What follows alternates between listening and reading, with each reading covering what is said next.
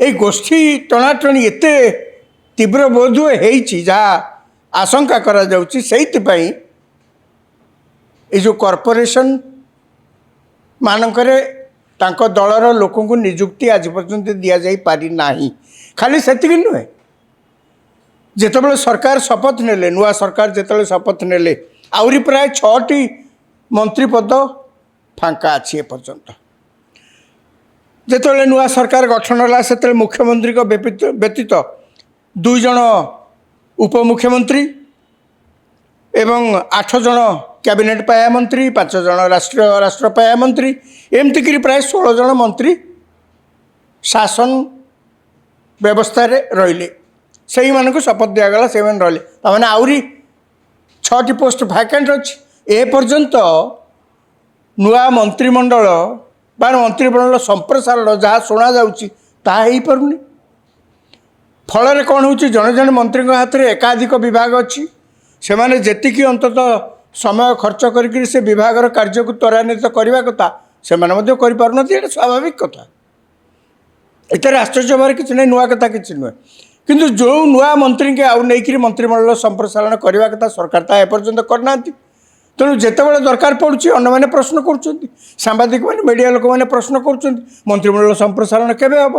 ୟାର ଭିତରେ ଦେଖାଯାଉଛି ଯାହା ମୁଁ କହିଲି ଯେ ପଲିଟିକାଲ ମ୍ୟାନେଜମେଣ୍ଟରେ କିଛି ତ ଅସୁବିଧା ହେଉଥିବ, ନହେଲେ କାହିଁକି ନୂଆ ମନ୍ତ୍ରୀଙ୍କୁ ନେଉନାହାନ୍ତି। ୟାର ଭିତରେ ଆପଣ ଲକ୍ଷ୍ୟ କରିଥିବେ ମୁଖ୍ୟମନ୍ତ୍ରୀ ଅନେକ ବାର ଦିଲ୍ଲୀ ଯାଉଛନ୍ତି। କୁହାଯାଏ ଯେ ଦିଲ୍ଲୀରେ ଦଳର ଯେଉଁମାନେ ହାଇକମାଣ୍ଡ ଅଛନ୍ତି ଏବଂ ତାଙ୍କ ସହିତ ସିଏ ଆଲୋଚନା କରି ଯାହା କିଛି କରିବା କଥା ନିଷ୍ପତ୍ତି ନେଇ ଏଇଠାରେ କାର୍ଯ୍ୟକାରୀ କରୁଛନ୍ତି। କିନ୍ତୁ ଠିକ୍ ଅଛି, ଆପଣ ଯଦି ଦିଲ୍ଲୀ ଯାଉଛନ୍ତି କ'ଣ ପାଇଁ ଯାଉଛନ୍ତି ତାହା ତ ସାର୍ବଜନୀନ ସେ କରନ୍ତିନି, ସରକାର କୌଣସି ସରକାର କରନ୍ତିନି। ତେଣୁ ଆମେ ଯାହା କହୁଛୁ ଯେ ସେ ଦିଲ୍ଲୀ ଯାଉଛନ୍ତି ମାନେ ମିଡ଼ିଆରେ ଅନେକ ସମୟରେ କଳ୍ପନା ଜଳ୍ପନା ପ୍ରକାଶ ପାଏ। ସେ ଦିଲ୍ଲୀ ଗଲା ମାନେ ମୁଖ୍ୟମନ୍ତ୍ରୀ ଦିଲ୍ଲୀ ଯାଉଛନ୍ତି ମାନେ ମିଡ଼ିଆରେ ଅନେକ ପ୍ରକାର ଖବର ସାଙ୍ଗେ ସାଙ୍ଗେ ବାହାରେ। କ'ଣ ସେ ଖବରରେ ଥାଏ? ସେ ଖବରରେ ଥାଏ ଦିଲ୍ଲୀ ଯାଉଛନ୍ତି ଏଇଥରକ ବୋଧେ ମନ୍ତ୍ରିମଣ୍ଡଳ ସମ୍ପ୍ରସାରଣ ପାଇଁ ସେ ହାଇକମାଣ୍ଡର ବିଭିନ୍ନ ନେତାଙ୍କ ସହିତ ଆଲୋଚନା କରିବେ ଏବଂ ନିଷ୍ପତ୍ତି ନେବେ, ଆସିବେ।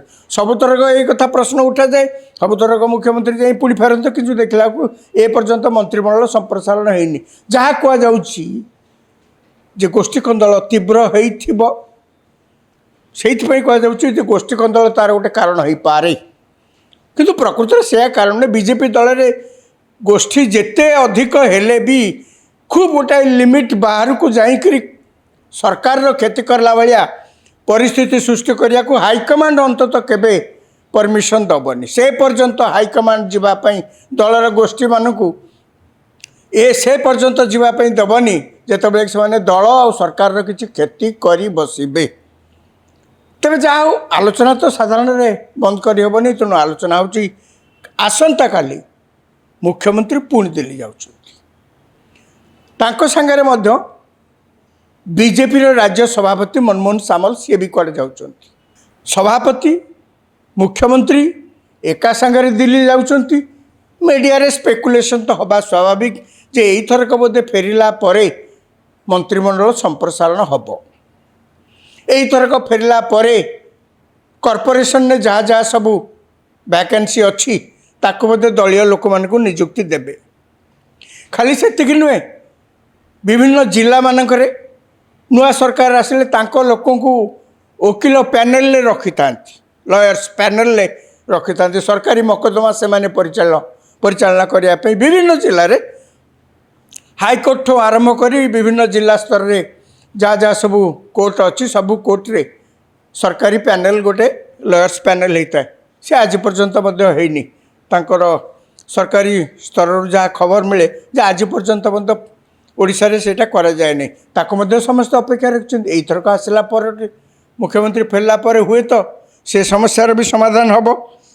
କଥା ହେଉଛି ସରକାର ଆପଣ ଚଳାଉଛନ୍ତି, କାହାକୁ କେଉଁଠି ନିଯୁକ୍ତି ଦେବେ ସେ ନିଷ୍ପତ୍ତି ଆପଣଙ୍କର।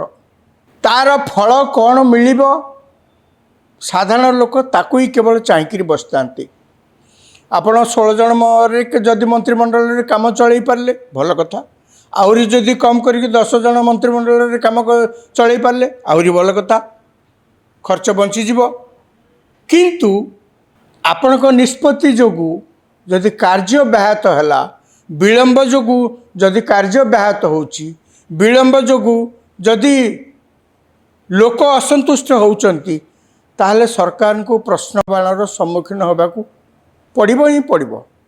ଯେମିତି ମହିଳା କମିଶନର ଅଧ୍ୟକ୍ଷା, ଆଜ୍ଞା ସତ କଥା କହିବାକୁ ଗଲେ ମହିଳା କମିଶନଙ୍କର କ୍ଷମତା କିଛି ନାହିଁ। ମହିଳା କମିଶନ ଅଧ୍ୟକ୍ଷଙ୍କର ନାରୀ ନିର୍ଯାତନା ରୋକିବାରେ ବିଶେଷ କିଛି ଭୂମିକା ନାହିଁ।